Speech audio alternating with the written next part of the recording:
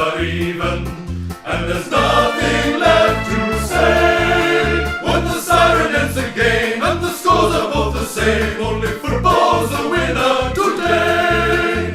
It is the Brisbane Lions Fancast after a draw, our first draw in 15 odd bloody years. Would you believe it? It is a strange feeling, but I think it's the result the game deserved, as everyone's seen by now, surely. 3 points at quarter time, 2 points at half time, 1 point at three-quarter time, and a bloody draw to finish things off against the Crows. The game that both teams needed to win, and both teams couldn't afford a loss. Both 3 and 5, both struggling to recapture form from 2023, and neither got what they were after. In fact, we split the 2 points, and I'm sort of glass half full on this one. I thought, considering our injuries, considering the young team that we had been putting out there, an away game against a very hostile crowd, I thought we did well to come away with 2 points, and as Fag said, 2 points better than none. So, take it, move on. Hopefully, and I'm not going to even say what I was going to say, a winnable game against the Tigers at the Gabba on Saturday night. So, still hanging in there by a thread as we have been, hoping that at some point things will turn. Hasn't quite turned just yet, but there are definitely some positive signs. How do you see, Patrick? It was a team that hadn't played a lot of footy together, I think. That's sort of my main takeaway from our blokes. Fair bit of disjointedness in transition and just, positional awareness and not knowing who to trust and where, it looked like a new team, and that's kind of what it was, and that's what it is, unfortunately, for the idea of, winning every game. It's probably not going to happen, and I think, like you, the glass half full element of looking at it and going, well, the goalposts have shifted for the season, so if this element will improve, and because we're missing so many in with long termers, it's like they'll get better. They'll know each other better. It's not often you have, for us particularly in the last few years, have three new faces immediately, and 2 other blokes that have barely played, and etc. So, I kind of feel like I almost willed this, because I've been cheering for draws for like 3 weeks, just because I heard that theme tune and it's an absolute banger. So just about every close game, I've just been like, how many points to a draw, and it'll get to a goal or a point, and then it only happened once. Now it's happened twice. So apologies, but I like a draw. I'm not like make and play longer. No, I'm with you. I'm a traditionalist in a lot of ways. I don't mind the draw, especially in the home and away season. Obviously different for finals, but after the Anzac Day draw, the whole conversation is like, well, we need extra time. We have to have extra time. That conversation hasn't exactly exploded after Adelaide Brisbane on a Sunday evening. So I don't mind a draw. No. It shakes things up. We've now got 4 teams on sort of uneven points, if you will. So percentage comes into it. Yeah, I'm happy with it. Leave it there. Like I said, I think it's the result the game deserved, because it was, like, how many lead changes were there? So many ebbs and flows. Each team sort of had momentum at various times, and I thought the Crows actually had a majority of the momentum in the last quarter, and we managed to arrest it with sort of, 5 minutes to go to stem it a little bit. We had our chance in the last minute. We got the ball forward, but just couldn't get... Like, we just needed to bang through something if we wanted to scrape away a win, but... there's been a lot of chat about the umpiring. I thought we generally got the better of it. There were some 50-50s that we got that they didn't, so I can understand why Adelaide fans are pretty ropeable, but I don't think it was the deciding factor in the end. 3 changes, obviously. McCarthy, Gardner, and Noah Answorth all out. In comes Shadow Brain for his first AFL game, albeit the sub. Archie and Pryor came in. So we sort of forecast most of those changes. I don't think we really had Shadow Brain high on the list. I just thought it was, whilst I'm very happy to see him get an AFL game, I didn't think he was that close. I thought, there was every chance the teams were going to come out and Fags was going to pull the real conservative Fort, Jared Lyons, and probably Pryor as well. So I liked the look of the team on paper. What I didn't like, and this is a real pisser for Shadow Brain, who or was it Logan Morris? Whoever got their jumper presented by Sam Mays. Did you see that? Yeah, I did. Jeez, And that's grim. yeah, I kind of, to me, that was almost like an omen. Because you sort of like this, I mean, funnily enough, Archie's changing my mind, but I talk back to that scuffle that they had in one of the early Q clashes between Sam Mays and Callum Archie, and I just find it absolutely hilarious. Two incredibly soft players at the time. Archie's obviously turned it around, and how?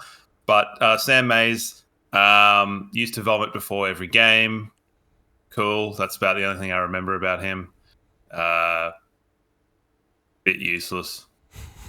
It was a strange one. Like, Bruce Reville got his jumper presented to him by Tom Rockcliffe last week, which I thought, oh, that's a kind of a fun one. Like, you know, one of our better players in a pretty grim time for the Brisbane Lions and a former captain. Well, it's also the same number. Yeah. So that makes at least sense. there's that. Sam Mays never wore fucking number 13, did he? No, he didn't. Like, find Brett Voss. I was expecting Martin Pike to, like, or at least get, like, you know, Nathan Eagleton, or get Matthew Nix to do it and say it's Martin Pike. Just get any bald guy to be like, yep, here's, you know, any of them. Yeah, it was a strange one, and it just screamed of, oh, we haven't thought about this. Who have we got in Adelaide?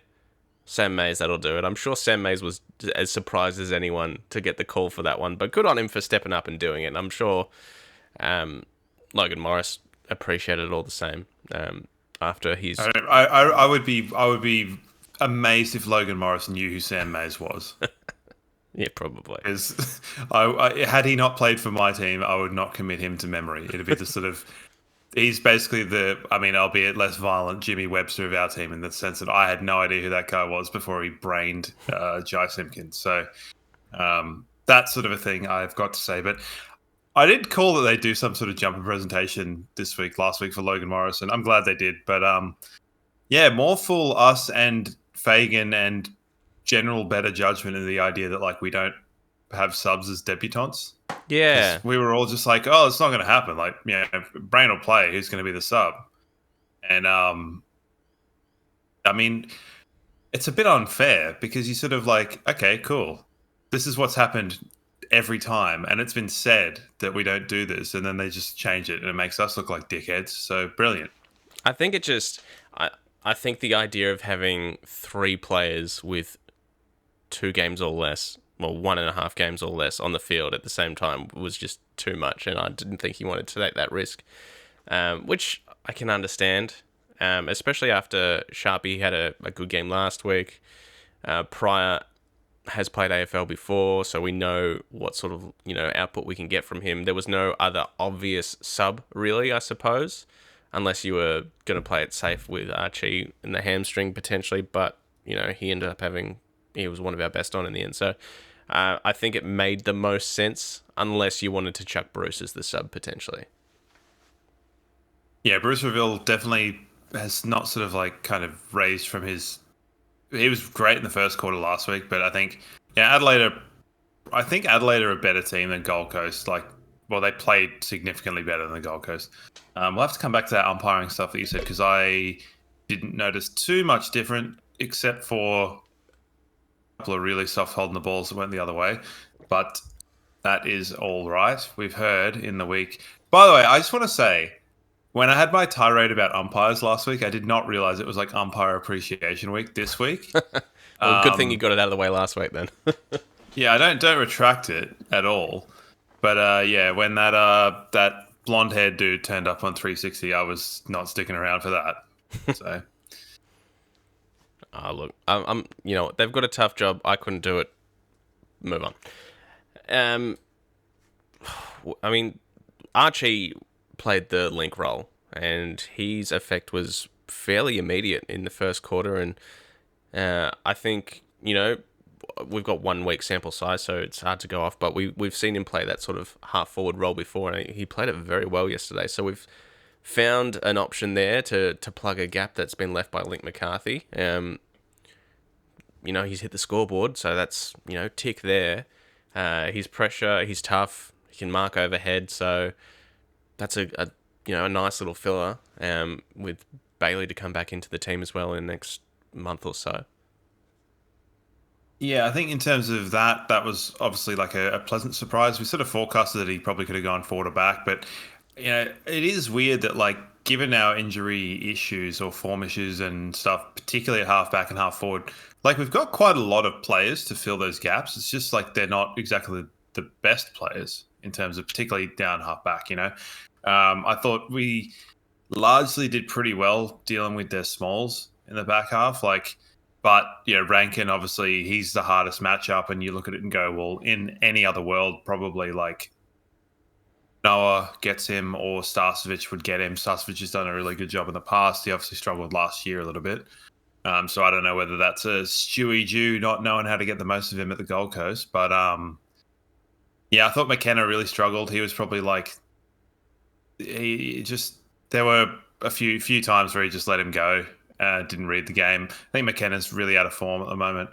There's a few players that are really out of form, but sometimes being out of form doesn't really matter super much. But if it's costing you goals, like it is with that, Charlie Cameron's another one. Lockie Neal, Danaher was not super great last night.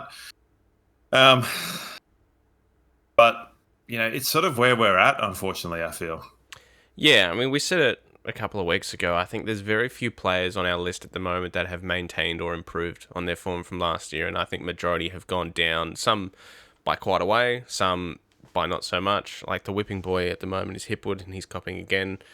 And yeah, he hasn't had his best year. So would I drop him? Absolutely not. He's still presenting. He's still, like, his work ethic is still there, and he was, as you said off air, a 5-minute period away from breaking that game right open yesterday, and yeah, he sprayed a couple of shots on goal. If the fans had a bit of confidence in him, maybe he's hitting all those 3 set shots. So that's kind of the weird one there. Is it's sort of a bit of a chicken and the egg. It's like people are waiting for him to do something, and they're just waiting for him to screw up.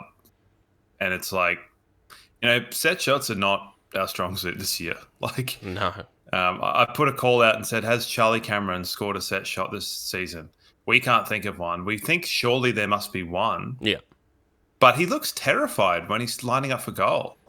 And like normal drop punts, he's kicking you're sort of supposed to kick the belly of the ball on a drop punt. So maybe he listened to the snap zones and lost his mind, because that's how it looked when he was, running up for goals. So yeah, the set shots for him. He's still, like, that first goal he kicked, he worked some weird angles there to get that one through. So he's still got bits and pieces there. But yeah, it's just not all coming together for Chuck at the moment, and I guess we just hold hope that it will all click at some point. I thought Danaher was all right last night. Obviously, him and Charlie got pointed out on first crack by Kingy of they both burnt each other at some stages throughout the game. There's a element of selfishness creeping into both of their games at times, and did that cost us the game? Maybe not. I think there's a few moments here and there that you could point to if you really want to. It's a draw. I'm sure there's 1,000 different moments that people are going to look back on and say, well, that was the moment. Same for Adelaide as well. Dawson had a flying shot with however long on the clock. Pulled it too much, he said. So it's just Fogarty missed a couple and pulled one, and the one on 3/4 time. Like, I think, you're right. There's going to be everything that you look at in terms of an individual, and I think people can get really bogged down on that sort of a thing.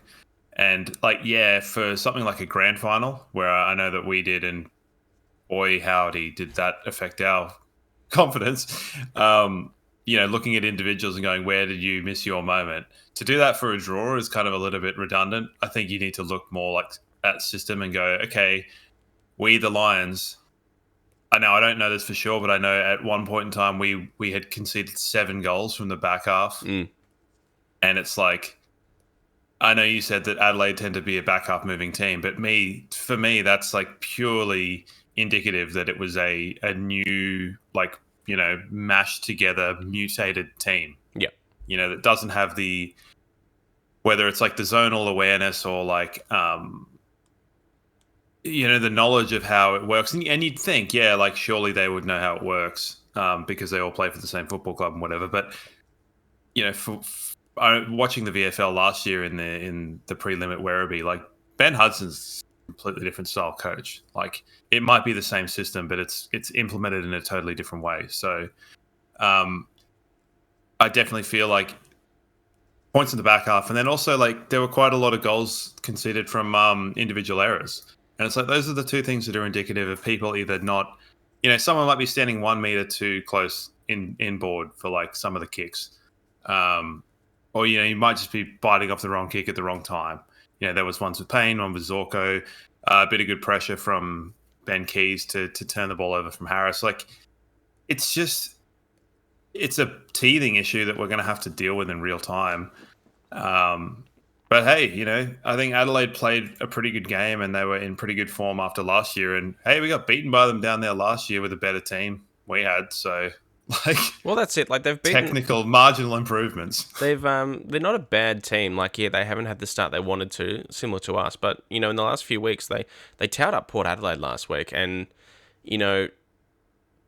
those moments you're talking about, we get burnt on turnover quite a bit. We also got done in clearances and contested ball a little bit yesterday as well, which was a little bit more alarming than getting burnt on turnover, because that is Adelaide, I think, a top 3 from scores from the back half, similar to how Collingwood played last year. But the way they torched Port Adelaide with those getting at the back and goals from the back half and turnover and stuff like that. Like, they made Port Adelaide look really stupid. And yeah, they made us look stupid a few times last night, but not to the same extent that they burnt Port Adelaide. They also beat Carlton down at Marvel as well. So they're no mugs. And they haven't, apart from Thilthorpe, their injury list is pretty healthy. So I think this is a game we can walk away with going, you know what? Yep, we didn't get the win, but next best thing marginally. Like you said, there was a few moments. There was a moment, I can't remember when it was, but Logan Morris leading up for a mark. He had plenty of space. He knew he had space, and he didn't stick his hands out in front. He just sort of loped in for a chest mark. And, in the VFL, that's probably fine, but you're in the AFL now. That space got closed so quickly. It got spoiled. I think they turned around and got a scoring shot out of it at the very least. So just little bits like that, and that just shows inexperience at the AFL level. I'm not going to, single one out. I'm not sitting here going, oh my god, he cost us the game, or like no. I was just going to say, it's like, I mean, it's amazing that you can do a chest mark in the VFL, because I tried to take a chest mark up the wing in one of the rec link games, and bloody Colshy spoiled me from behind after running about 40 meters. So I'm like, couldn't even lead up and take a chest mark on the wing in rec link Community Cup. What are they doing in the VFL, boyo? It's just like those little moments that we're speaking about, and I'm sure he's ruining that just as everyone's ruining little bits here and there. So, I'm happy with this result. So, as strange as it feels to get the draw, I'm fairly happy with it. And yeah, we've got some very winnable games over the next couple of weeks. We've got some players coming back. Answorth will come back. Ashcroft, 4-6 weeks away perhaps. Bailey not too far away. Dev Rob potentially as well. So we're going to get some players back, and as we've spoken about off air as well, the mid-season draft, who we've got 3 or 4 spots that Danny Daly has said, yeah, we're gonna pick some players up, and Daniel Lloyd is a name that's been floated. Yes. I saw some funny discourse post-game where quite a lot of Essendon fans were sort of like, oh no, our percentage, it's now going to matter, which I thought was hilarious, because who do we play round 23? Oh, yeah. At the Gabba. Great. Essendon. I've said to a couple of people, I said to my brother, I said to my mum yesterday, I'm like, the goalposts have shifted for this season, like I would consider us making the 8 and utilising these young players to play in a final as like an A+ mark. Yeah. I think that it's quite a way away. And it's also the sort of thing where you look at the next couple of games and you go, they're probably pretty winnable. And then you go, oh, just about every other game after that, you're like, ugh. Because you're either playing someone really good at home or someone that's in the lower part of the ladder, but it's always away. It's like, oh, cool, we're playing the Bulldogs away, or we're playing West Coast away, or we're playing St Kilda away. It's like, this fixture list is absolutely brutal. Yep. So brutal. And Like I said, it was more brutal than it was even being touted to being in preseason. But far out, it's brutal, man. It's every game you're like, shit. That's good. I think, like, as you said, the goalposts have shifted. I think it's going to be good character building, good experience for next year. And then we've essentially got a different team next year. Like, you'd have to think maybe McCarthy and Darcy Gardner will miss the first month, maybe, of next year. But other than that, Duday comes back, Coleman comes back. We'll have 2 Ashcrofts. We'll obviously lose some players at the end of the year. And 2 of those maybes were probably our best ons last night as well. So, stuff to think about. Let's not forecast too far ahead. But Who the hell are you talking about? McCluggage and Berry.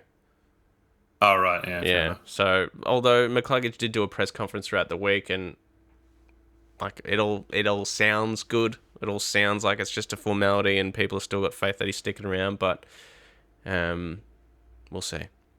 We'll see. I was like Archie in pain. Oh God. No. Clug and Berry obviously still out of contract. But I think I think at this stage it's still likely, more than unlikely, that they'll stick around. But I guess each week that goes by is a little bit sort of. Yeah, reading between the lines of the McCluggage stuff just seemed more like he had previously just sort of been signing. Let's say you'd in an ideal world want a deal to be 50-50. 50% for the club, 50% for the player. That maybe perception-wise had been maybe like 52% in favor of the club, 48%, and I think it's just an element of him trying to like equalize that, or even put it 52% in his favor. Yeah. And I think he's looking for a longer-term deal. So, I still think these things happen and they take time, and then they happen. And if it doesn't happen, it'll suck, because I think Jared Berry's in career best form at the moment. I think McCluggage was better last night. I think he'd been down the last couple of games, but getting a lot of the ball. But yeah, aside from that, like, I can't remember what train of thought I was on before, but here we are now. Quickly, just touching on Jared Berry, I thought and we will get to our votes, but I thought he was definitely one of our best on, if not best on, last night. And I think it's no coincidence that he played a lot more time in the centre bounce last night as well, where we all know he plays his best footy. Yeah, I think he's been playing good footy, and his disposals improved quite a bit. And I think just in regards to our team's sort of fitness levels and stuff like that, like I don't have as many criticisms of it as a general sense, and maybe it's because there's a lot of twos players that have come in and they've had to work particularly hard because they're trying to break their way into the team. I think Neil's either playing injured or his fitness level, he's got no explosiveness out of the contest. He's banged up. He's well banged up. I think that groin that he got the operation on last year, I think that's holding him back quite a bit. And I think it'll be the sort of thing that at the end of the year it'll all come out that he's been playing with, I don't know, something. Osteitis pubis or some bullshit, but Elliot yelling it up. But no, like, it's sort of, is that useful? I don't know.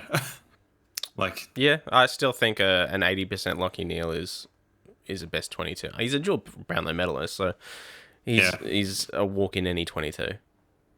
But it's an old adage, it's like you'd rather your Rolls Royce in second gear than not at all. But at this point in time, you're sort of like, he's barely impacting.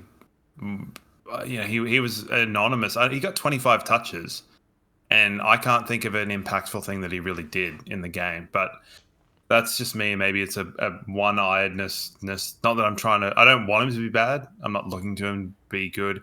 I'm not scrutinizing him heavily. The things that he's ordinarily good at, which is ground ball and, breaking from stoppage, it's just not happening. And he's never really been the greatest disposal by foot. He's a good disposal by hand to get it to the outside. So, yeah, it's a hard one to think. I think he's set a really high bar for himself. And I think we're all, like I said, dual Brownlow medalist, so the bar is high. I think he's still, like last week against Gold Coast, fantastic game. Yeah, he dropped on form this game, but he was going into head-to-head with Saligo for a good portion of it. Anytime he's got close attention, it stymies his game a little bit. that handball he did to, was it Archie? Yeah. That set up his third goal or something like that. That was great. Good point. That's probably yeah. Yeah. So but yeah, I agree. He's not breaking games open the way we're used to him seeing. But I also think it's all impossible to be that consistent and that consistently good for a long periods of time. And if he's playing injured, then so be it. Like I said, I'd still take an 80% Lachie Neale. The curse of the post-Brownlow year for Lachie Neale. Yeah. No, well, he'll have a year off then, I suppose. Because, it happened in 2021 where he was a bit banged up and a bit, lower on form. So next year, hopefully a big one. I thought, Fletcher started pretty well. Funnily enough, Logan Morris went and took my Darcy Gardner 3 disposals, 2 goals to new heights with 3 disposals, 2 goals and a behind. Yep. So that's funny and good. 2 kind of mirror images on the old snap running either side of the goal was cool. Shadow Brain was there. He obviously got pinged pretty harshly holding the ball as his first thing, and then took a good mark and set up that Berry goal. Around. And the commentators, I think it was Jack Rewalt and Jordan Lewis that both pointed it out that, you get absolutely your first moments on an AFL field, you get done holding the ball immediately. That would be enough to suck the confidence at Adelaide Oval. Yeah. So to turn it around and take a genuine contested mark on a decent opponent and then deliver a lace out kick to Jared Berry who's put through a goal, that's amazing resilience to work your way through that mentally and obviously to execute as well. So bloody well done to him. Yeah, it was good. Jack Payne had a very good game. Yeah, there was only one moment where he got caught under the ball, and that was one of the ones I'm sitting there going, can they not do some sort of like Greco-Roman wrestle, like where you spin and end up behind the dude? Easily. But that might just not be a thing that's possible. So easily his best game all year for the club, which is massive, because it wasn't too long ago we got that voicemail from, I think it's Steve potentially, that said he's been terrible. We sort of gave him the benefit of the doubt, like, yeah, he's been down on form compared to last year, but I don't think he's been that bad. But yesterday, easily his best game for the club this year, and we know he's a confidence player, so hopefully he can take that form from last night into next week, where he's coming up against a Richmond forward line that isn't exactly awe-inspiring at the moment. They got that fella from New Zealand that's making waves, Samson Ryan, the relatively inexperienced forward line for the Tigers. So hopefully he can continue that form and to build on it. Both our keys were amazing last night. Harris Andrews and Jack Payne, easily 2 of our best on as well. Yeah, there was a couple of moments where they were sort of a bit getting in each other's way, both going up for the spoil. That's where we had weird albino Himmelberg, out the back, scoring a goal, that sort of thing, where you'd rather them not all go together, but here we are. I was sitting there thinking, because, obviously Charlie Cameron came to the Lions and was fantastic. Obviously has been fantastic for the club the whole time, except for maybe the last handful of games. Them obviously picking up Darcy Fogarty in that trade.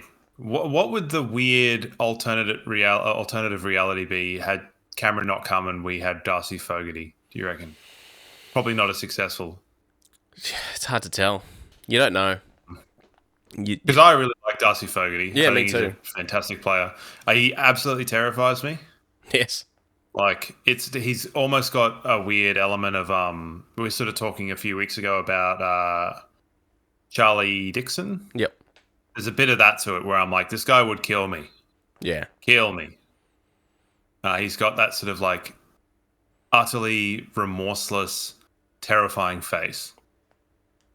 And he's great at that shot normally as well. The only one he butchered was when the 3/4 time siren went maybe 2 seconds before he kicked it, which was perfect timing. It's enough to get in your brain and just throw you off, but not think about it too much. So he ended up spraying the shot, which would have given them, in the context of the game, a fairly decent lead going into the last quarter.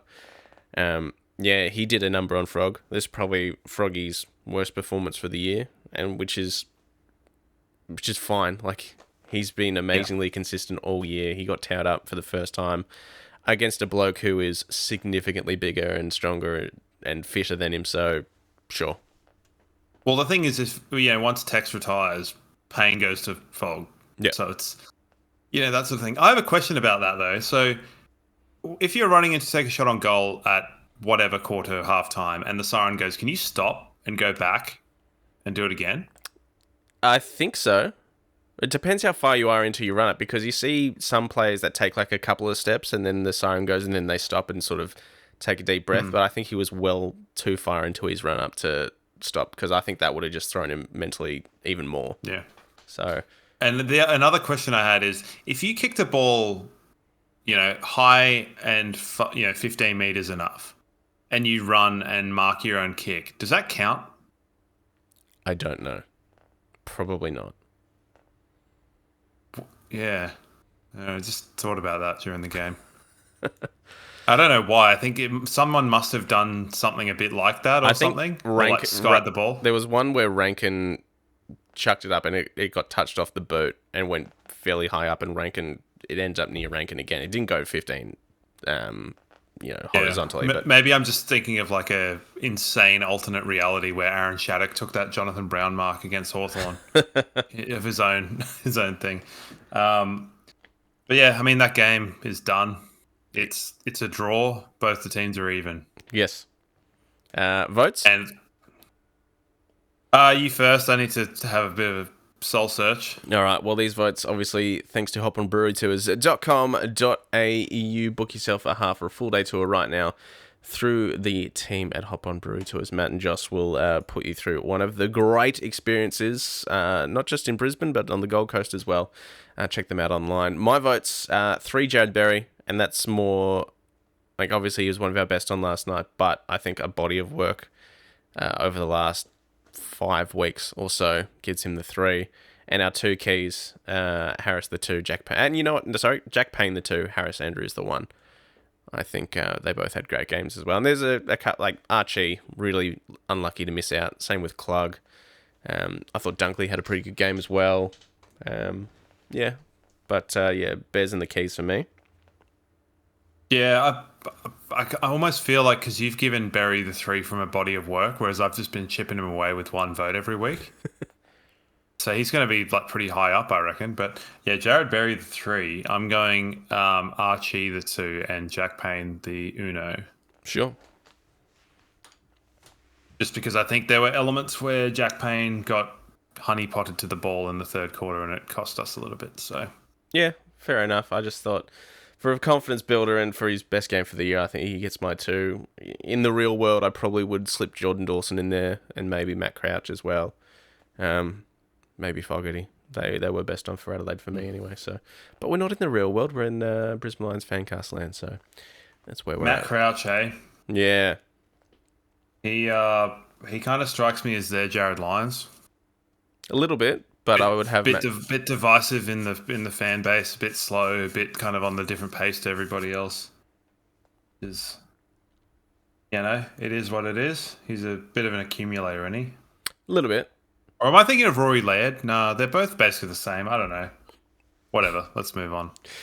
Well, I mean, that was the Adelaide criticism a few weeks ago. It's like their midfield was vanilla and one paced with Crouch and Laird in there, and so they switched things up. Dawson floats in and out. Saligo's getting much more midfield time. Rankin in and out as well. So, and I thought, as far as the midfield goes, I thought they were quite good. I think they got the win in terms of midfield battles last night. I thought the ruck battle was genuinely enticing all night. Oscar and Riley O'Brien. I think it seemed like Oscar had a bit more strength, but Riley O'Brien had a bit more craft. Well, not if you ask the Adelaide fans. What do they think? They're like, I'm sick of this. Like, they want him dropped. They're sick of him tapping it to absolutely no one. Blah blah blah. I thought you were going to say that they were annoyed that they weren't getting free kicks or something, but just about every contest he's like scruffing O, and I'm just like, fucking how often? Yeah, but I just thought it was a genuine good battle between those two. I thought they were fairly evenly matched. It was quite fun to watch. Also, I'm going to shout out Josh Rochelle as well. Just he was absolutely coward a few weeks ago when he dropped that mark under pressure, and he went back with the flight of the ball, and fair play, but got absolutely smashed at one point in time in the game. So fair play to him. Yeah, shout out to Rochelle. Glad he didn't tear us up like he did last year as well. Yeah. I think it's an element of similar to us, Adelaide. They've just got a lot of players struggling for a bit of form. Aside from Rankin, Rankin has some really good, really amazing timing, just game sense and timing. Maybe he needs to talk to the umpires in a general sense about timing, because we saw another one get smashed as well in that game. Absolutely smashed in a contest. Yeah. Just backing into a group of players. So, what will they do? Don't know, mate. Don't know. All right. We obviously, the game being last night, didn't really have time to solicit for questions, but we did get an unsolicited question. Thanks to Crisp Communications, crispcoms.co. Get yourself a free Brisbane Lions Fancast sticker through their website or through ours, brisbanelionsfancast.com.au. From Zig, he said, depending on the outcome of Lions versus Crows, this was obviously sent before the game, where do you think the Lions can feasibly place by the end of the year? Now, I don't know what sort of effect this draw has on that, but the funny thing is that the people that have drawn are all ones. I think probably Collingwood might end up in the top 4. I feel like Essendon will surely drop a little bit. So between Essendon and Adelaide and us, I think we're all vying for a 5 to 8 spot. Yeah, potentially. I think so. Essendon's proving a lot of people wrong at the moment, but we've seen this episode before. So a lot of people are sort of holding fire. I don't see the top 8 changing a huge amount. I think the top 5 are essentially locked in, and I think Carlton will definitely play finals. So the only 2 teams not mentioned there are Port Adelaide and Collingwood, who are both having up and down seasons, but I think they're good enough to play finals as well. I think we'll, at best, scrape into the bottom half of the 8, maybe a 7th or an 8th position, but probably more likely finish somewhere between 9th and 12th. Yeah, it's hard though, because you're sort of sitting here going 9th to 12th. That's basically, as bad as we've been. I feel like we can only really improve, but maybe not. As I said, we've got a difficult draft. I'd be stoked if we scrape into the 8 and get a final into these guys, some of the new fellas. Because, you said earlier on next year having sort of Lincoln and Darcy might be a bit late coming into the season, but, Logan Morris having played 10, 15 games at that point in time, that's enticing, particularly given his relative output so far. Efficient. So that's the sort of thing. And I feel like, in a season like this, when you have the opportunity to play other, fringe players, you're building their value to potential other clubs if they want to go elsewhere. So, there would be likelihood that maybe it's just turning a 3rd round draft pick into a 2nd in a trade or something like that. But that's all useful, in my opinion. Yep. All very useful. So, it's hard when you look at the top 8 at the moment and you go they look pretty locked, but at the same time, basically with the exception of Sydney, they've all played kind of terribly at different times. GWS they had an absolute shocker against Sydney. Carlton, I honestly think are lucky to be where they are, all things considered. Because they had a really good game against GWS, but I don't think they should have won against Fremantle. They got absolutely robbed. So, and I think, play the game against us 9 times, and 9 times out of 10 we don't lose by a point. So they may well could be 2 losses fewer. And imagine that. Imagine they're sitting in 11th where the Bulldogs are. So they've had an astounding amount of luck to be where they are. They're all good teams, but I think the teams outside of that are also good teams. And in the current climate there'll be a massive logjam to get into that 8. Yeah, I think so. It's a super even competition at the moment. I think, I'm starting to really consider, our year as a whole, and we've spoken about it. The goalposts have shifted on the expectations. We came in premiership favourites. Forget about that. I think, seeing what Geelong did last year, how obviously they blitzed the 2022 grand final, dropped right back, and I can't remember where they finished, maybe sort of around that 9th to 12th position somewhere. They took that opportunity. They rested players for the last 2 home and away games, got them in for off-season surgery early so they can get a big full pre-season under the belt, and they've come back and look where they are. So I'm really hoping we can replicate something like that. If we play it smart enough, and if the chips don't really fall where we all expected or hoped them to at the start of the year, and we do finish outside the 8, we can sit back, watch the finals, and see what other teams are doing, and have a longer preseason, have a full preseason, get those surgeries into the guys that need them, and yeah, that's sort of the, I guess, what we're aiming for now, which is a bit strange. Yeah, I think there was a lot to be said for post grand final Geelong, where I think it was a lot of their older players or ones that had surgery that really struggled going into the season. And, the adage of the premiership hangover and stuff like that. I think there were probably fewer guys, but, it's hard to get back up, I think.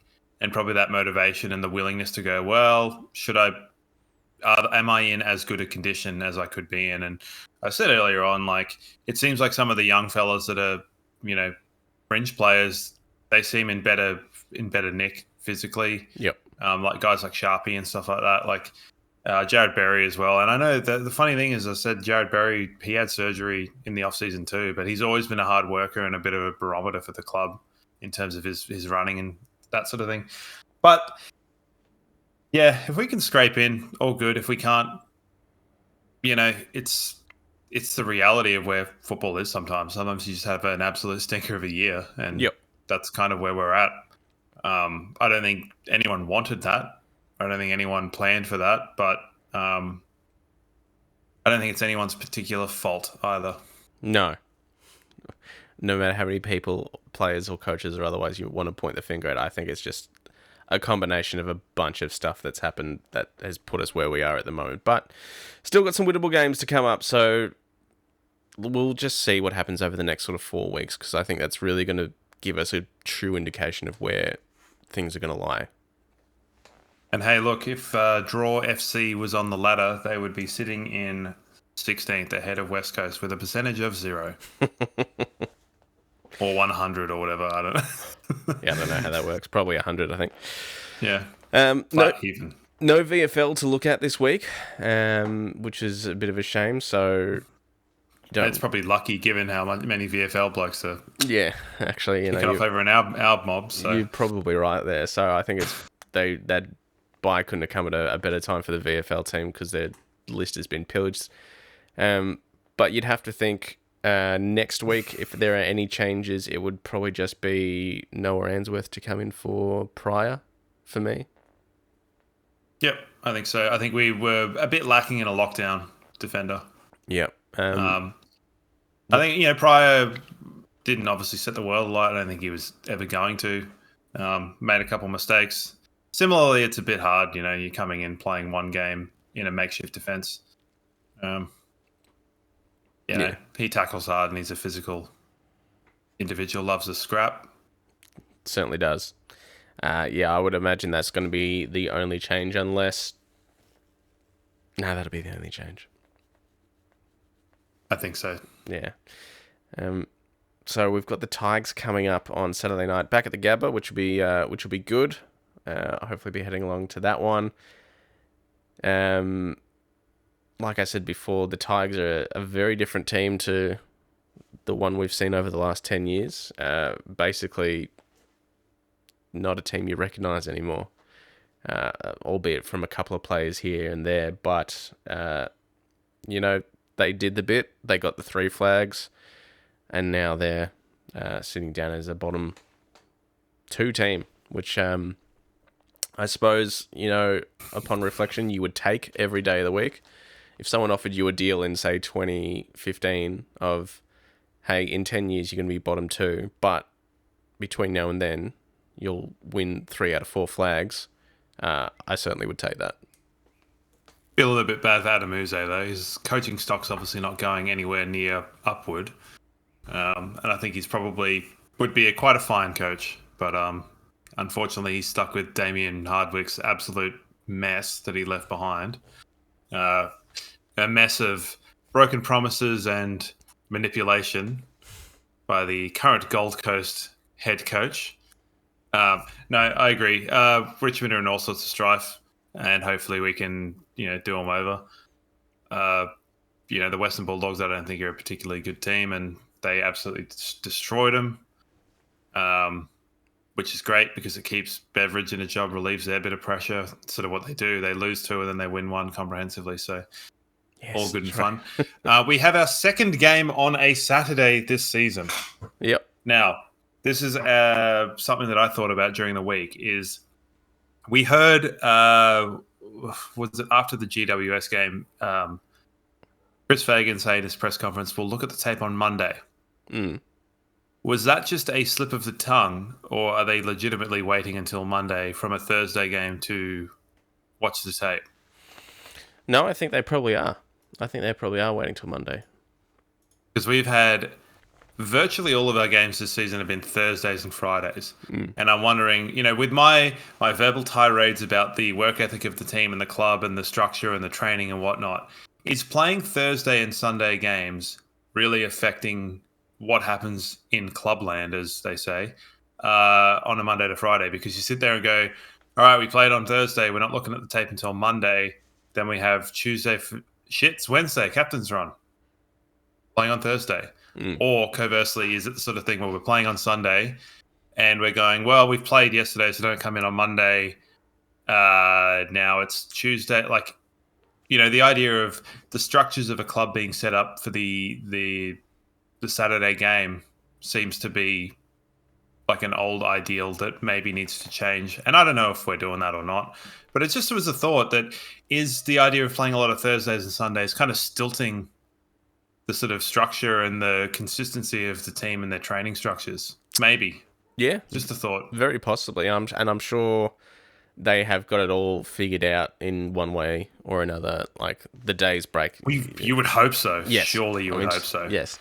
That seems like something that someone could figure out, if you dedicate an afternoon to creating schedules and stuff. But I'm sure they've got it figured out. They've got 16 contact hours a week, which, as you think, and probably most people think, probably isn't enough in an elite sporting environment. But it also, it's the AFLPA agreement. So that's what they've got. Review, main training, captain's run, recovery, everything else is left to your own devices, I guess, in the meantime. So I would imagine for a Sunday game, whether they flew back last night or whether they're flying back this morning, I would say that they've probably got today off regardless. And then it's usually main training on Tuesday, and they might do review as well at the same time. I don't know. Yeah, I just thought it would make sense. I guess if you told me that there was a bit of disjointedness with preparation for games. Yeah. Given the plethora of Sunday and Thursdays. So it's all great and stuff, playing prime time. But when you're losing prime time, not so great. The Saturday night games over the weekend were not exactly riveting games to watch, and the next few aren't exactly that great either. So, Bulldogs in Richmond and then Gold Coast, North Melbourne on last Saturday night, which is a bit gross. This Saturday coming, Yikes. yeah, this Saturday coming is St Kilda Freo and us in Richmond. So for fans not of those two teams, you're not exactly rushing home on a Saturday night to watch those. St Kilda Fremantle. Yeah. Oh, what's that going to be, like 3-2? Yep. Yeah. So, Ross Lyon against the ghost of Ross Lyon. I said a bit of a word on St Kilda. Like, for as bad as we've been, there were a lot of people had St Kilda in the top 4 this year. Look where they are. Yeah, absolutely. That has been it's been very, very strange. But aside from that, no real conspiracies or insane shit that I've got to say this week about designated zones for snap kicks and crypto arrangements and umpire moronicness. I'm pretty much straight down the line this week. Well, that's good. Have you got a memorable game between the Lions and the Tigers to reflect on as we head into this game against them on Saturday? What I will say is that there is a few to choose from because, in the late 2000s, early 2020s, we had some very decent games, some fairly memorable finals. Yeah, well, there's a couple. So kind of watershed moments, I think, both of them, albeit, well, we're looking at it being sort of 2 decades apart-ish. So we've got, obviously, the 2001 preliminary final at the Gabba. Massive showdown against Richmond, where we made a grand final. And they played good, and Ackermanis did some stuff and, sucked in Richmond in 2001. And then the other one for me would just be the 2020 The qualifying. McCluggage kicks us into a qualifying prelim. final. Yeah. Yeah. Which I thought that one, and then even the following year, the 2021 one, where Neil missed and Matho had that thing with that dude where he was kind of frothing at the mouth, and everyone loved that. Let's not drug test him retrospectively. But that one, we having been absolutely battered by Richmond in previous seasons, it was good to really take it back to them. And those games have probably ended up being closer than they felt. A bit like the Melbourne game this year, where we really were in control for the most part, I think. So, yeah, those two, I think 2020 elimination and the home and away at the Gabba 21. Yep. There was also the 2022 elimination final as well, where we scraped over the line with that Joe Danaher goal in the 11th hour, the dubious Tom Lynch goal/point that went over the post. But the one I want to talk about is 1996, my very, very first game of AFL that I went to. It was at the MCG. It was Fitzroy's last game in Melbourne. I've got the scarf. It's hanging up over to my left that I got from that day when I was 6 years old. Fitzroy ended up losing by 151 points, by the way. No wonder they emerged. But that was my very earliest footy memory at the G. Still got the scarf from that day, and one of the moments that I'm proud to say I sort of went there, albeit as a very small child, to go to Fitzroy's last game at the MCG. So all I remember is Darren Gasper just doing an absolute number on us. Well, you have more memory than I do, because from that point in time, I did go to a lot of Bears games, but I have minimal recollection about any of them. So, obviously a moment in history, because they played Fremantle in round 22 the week after, and that was sort of the kind of I'm remiss to say a fitting end to a horrible tale, but it really was like there's not a lot of payoff being like farewell Fremantle. Yeah, don't really make a lot of sense. So yeah, I think that's kind of probably the spiritual final game of Fitzroy, right? Yeah, I mean I'd say so. No one sort of really no one really remembers the game in Fremantle, other than you sort of have to talk about it because it happened. But yeah, so we've had some pretty hot clashes over the last few years. There's been some drubbings, and I think now the coin's flipped, and now it's our turn to dish out some pain to them for a bit. But they've got the flags to show for it after their period of dominance, so they'll always have that on us, which is a bit of a shame, but good on them. Yes, that is true. They have won premierships. All right. Kill.